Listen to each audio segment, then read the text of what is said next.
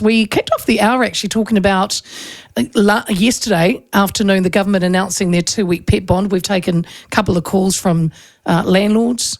Some aren't still really into it. The obligation then for tenants to pay for damage that their animals cause in a bid to make renting with an animal easier. But there are other consequences as well. And it is important for helping domestic abuse victims who are often trapped in violent relationships, in part to protect their animals. And we've got a hold of the CEO of Pet Refuge, Julie Chapman. She joins us now. Hello, Jules. Hi, Leah. How are you? We got there in the end. Time is not as irrelevant. We did get there in the end. Apologies for that. Totally but fine. Very, very much looking forward to talking to you about this. Yes. Now, look, Julie, before we jump into the bill that ACT went to they brought this to Parliament, part of the coalition agreement. They talked about it. David Seymour talked about it yesterday, but I know you were really amped about it when you found out last year. Tell the listeners a little bit about Pet Refuge. Okay, well, Pet Refuge is an organisation which is dedicated to providing temporary housing to pets that are affected by family violence. And so we keep those pets safe while their families are in emergency housing, women's refuge, or other situations where they're not able to take their pet with them. And it means that the whole family can escape together. And it also means that, women do leave sooner than they otherwise would.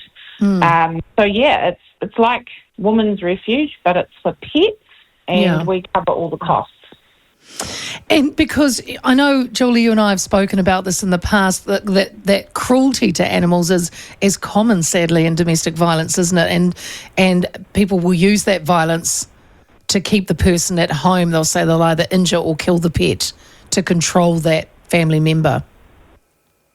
Absolutely, and I think the thing that has been, I guess, well, not surprising, it's more sort of horrific, since we started doing this, is the actual level of violence that we see against pets. And we know that abusive partners think along the lines of, well, I can get away with doing it to the pet much more easily than I can doing it to their partner or their children. So they really do take it out on the pets. And so when the person that is, the victim of domestic violence and say Pet Refuge has taken their pet temporarily, that gives them time to get out.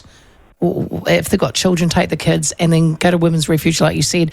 Then they start looking for a place they want to get set up, away from it.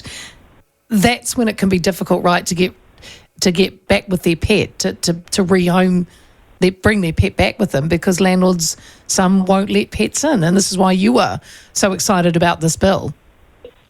Oh, absolutely. I mean, our service generally offers a safe place for pets for up to 4 months. But for many pets that we take in, we're seeing them stay much, much longer.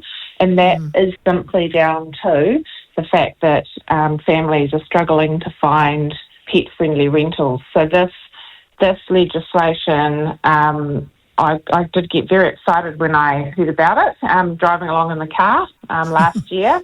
And I do think it's going to make a huge difference for the people that we help to be reunited with their pets.